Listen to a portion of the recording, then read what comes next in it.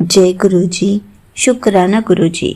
सारी संगत को जय गुरु जी। संगत जी, आपको पता है, जब भी गुरु जी ड्रीम में आकर दर्शन देते हैं तो हम अपने आप को कितना ब्लेस्ड फील करते हैं।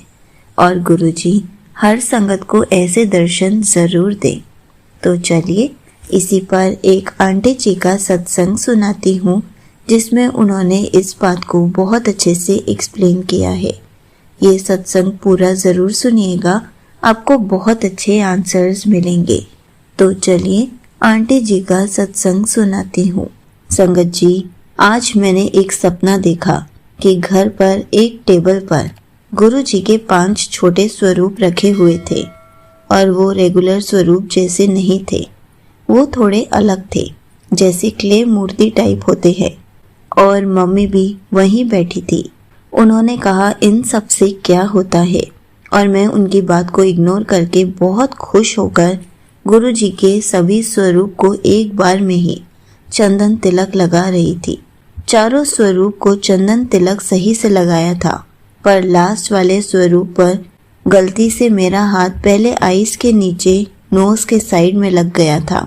फिर दोबारा चंदन लेकर फोरहेड पर लगाया, सेंटर पर सही से लगाया, पर इतने में वो हाथ या नेल की थोड़ी सी रगड़ लग गई, जिससे वहां हल्का सा एक टेढ़ा सा निशान आ गया था। और इतने में देखा कि गुरु जी के उस स्वरूप की आईज से एक आंसू आ रहा था। और वो दिखा कि मैंने मम्मी से कहा कि ये देखो गुरुजी अब भी हैं इधर।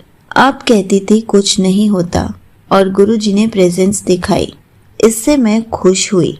फिर इतने में देखा कि गुरुजी की प्रेजेंस को फील करके मेरा वो रिएक्शन टीवी पे आ गया और वो वहाँ भी दिखाया जा रहा था। गुरुजी का एक बहुत बड़ा पंडाल लगा था और वहाँ बहुत सारी संगत बैठी थी सत्संग के लिए। वहाँ भी वही लेट स्क्रीन पर ये दिखा रहे थे कि गुरुजी ने कैसे अपनी प्रेजेंस फील कराई।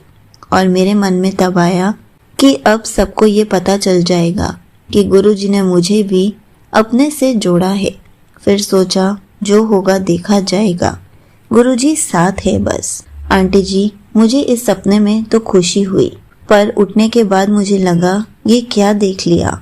गुरुजी की आईज से आंसू क्यों आए? क्या ये कुछ बुरा है? मैं तो चाहती हूँ उन्हें हमेशा मुस्कुराते हुए देखूं। क्या मतलब था इस ड्रीम का? प्लीज मुझे बताइए, मैं बहुत परेशान हो रही हूँ।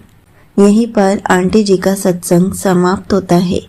संगत जी, देखा आपने, जब भी गुरुजी हमें ड्रीम में आकर दर्शन देते हैं तो हम कितना ब्लेस्ड फील करते हैं, हमें कितनी खुशी होती है।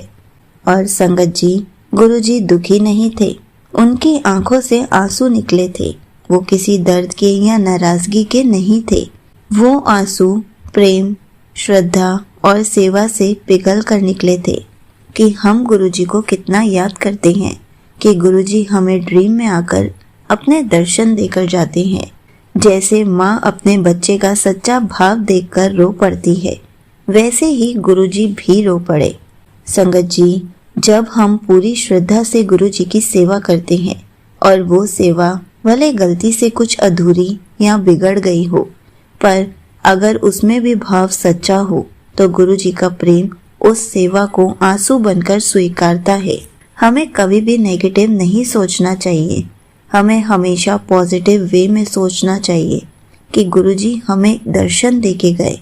गुरु जी बहुत कम संगत के ड्रीम में आकर दर्शन देकर जाते हैं, तो हमें तो अपने आप को लकी समझना चाहिए कि गुरुजी हमें दर्शन देके गए हैं। हम इतना नेगेटिव कैसे हो सकते हैं?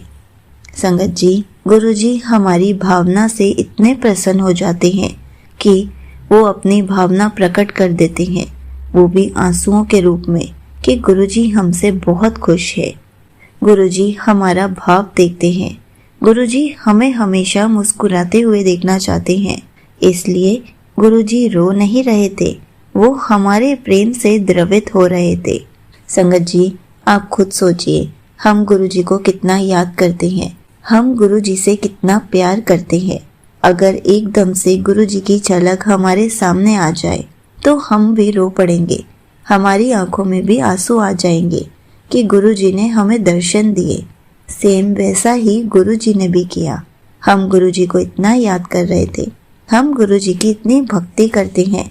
बहुत सारी संगत है जिनको गुरुजी ड्रीम में आकर दर्शन देते हैं, वो ब्लेस्ड फील कराते हैं।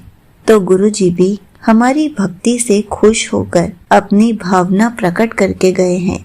इसलिए हमेशा ऐसे ही पॉजिटिव सोचते रहे, कभी भी किसी भी बात को नेगेटिव वे में ना सोचे, क्योंकि गुरुजी ने हमारा हाथ इसलिए थामा है ताकि हम पॉजिटिव बने रहे और गुरुजी का सिमरन करते रहें। जय गुरुजी, शुक्राना गुरुजी।